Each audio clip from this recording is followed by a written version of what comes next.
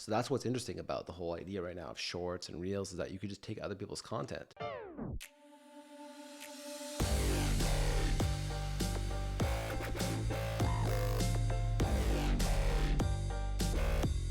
Even if you're not hitting that remix button, right? You just steal it. It's kind of like what Andrew Tate did, right? Where everyone was just allowed to take his content, and now there's just tons of shorts, reels. But he was whatever, encouraging TikToks that though, of- right? Like because he knew that cancel culture doesn't really apply if everyone's posting your stuff.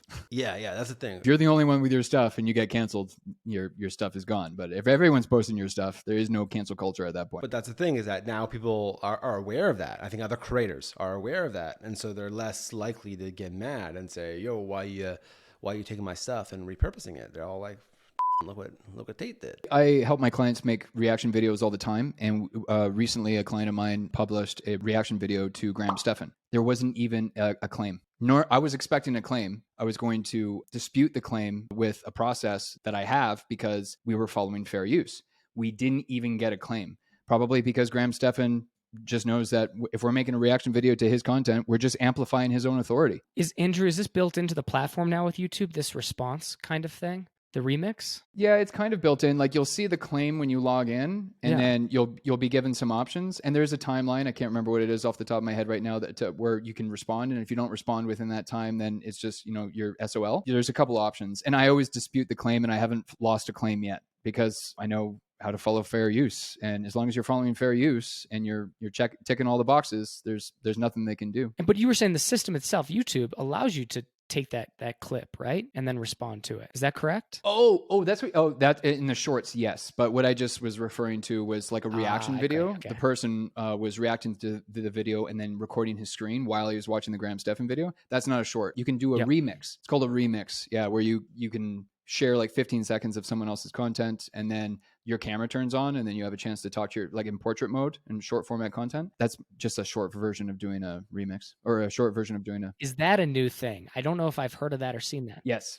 Okay. That's brand new. No, you know what's funny about this? I never fell on the TikTok bandwagon. I'm not a TikTok user. When someone first explained to me what TikTok was, originally it was basically that. They always have different ways you could remix content. And it started with Musical.ly, with dancing to music, and you would do a certain dance, right? That's how it started. Yeah. So the whole idea of TikTok is it helps you to create content by creating these challenges, right? So you'll take this music and you'll do a thing with it, or you'll have, there's certain kind of content challenges, things that people will do to kind of jump on that bandwagon of that style. That's why you see a lot of people will repeat the same sort of, I call it like a memeable video. Yeah. Well, it's also, it's fascinating because I've seen these reaction videos before, and obviously I'm sure I've watched some and I've seen them, and so I know they're there, and there's some popularity with it, or a lot of popularity actually. It seems like there's whole channels dedicated to reactions I discovered, right? Yeah. This is me coming into it like in the last few years, like what is this? What is this landscape of reactions? And then they're building it into the platform. And it sounds like there's with this remix thing,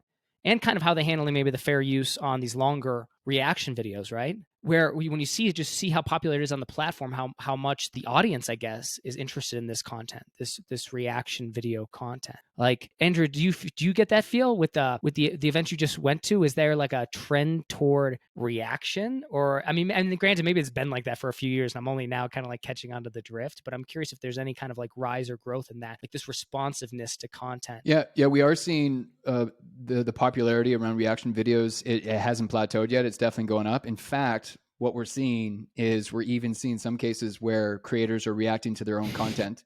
Like Marques Brownlee is making videos reacting to videos that he made like 10 years ago because he's an OG, reacting to his younger self. And then there are people making reaction videos to other people's reaction videos, which is pretty meta, pretty Inception-like is how I like to think of it. Yeah, it's definitely a popular format because it really is a personality-based channel at that point. You really are the brand. You can't really outsource that. Like Mr. Beast has a reaction channel because people legit care about Jimmy's reaction to funny videos. Well, I was just going to say too, because there was a corresponding trend maybe outside of YouTube, but I think all these trends, like they all influence each other, and YouTube being such a vast platform with so many people on it, like the trends hit there too.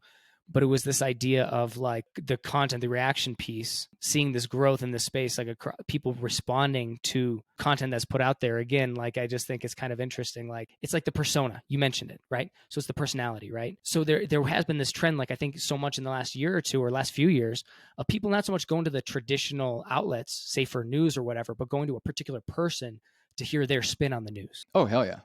Hell yeah. Right. And it seems like you can totally build a platform off of just that, just responding to things in your own voice. Actually, really quickly, I want to make a note on to something that Matt said, and then we'll get back on track. I just wanted to quickly say that, Matt, you're bang on when you use the word meme. That's exactly what short format vertical videos are. They're memes. As soon as that clicks for people, they're like, now I get it. Now I know what to do. That's exactly how they should be treated. Now, to get back to what you were just saying there, Tom, I actually got the perfect way to answer that, and address that. It was crazy. Okay, so now that you've gotten a taste of the power that YouTube marketing will bring you and your business, now you realize you got to get started. But where do you get started? Let alone scaling a YouTube channel. How do I even just start a YouTube channel? Well, that's why you got to go to yt4business.com, find the link below. It's an entire A to Z program that will take you every step of the way. We'll see you there.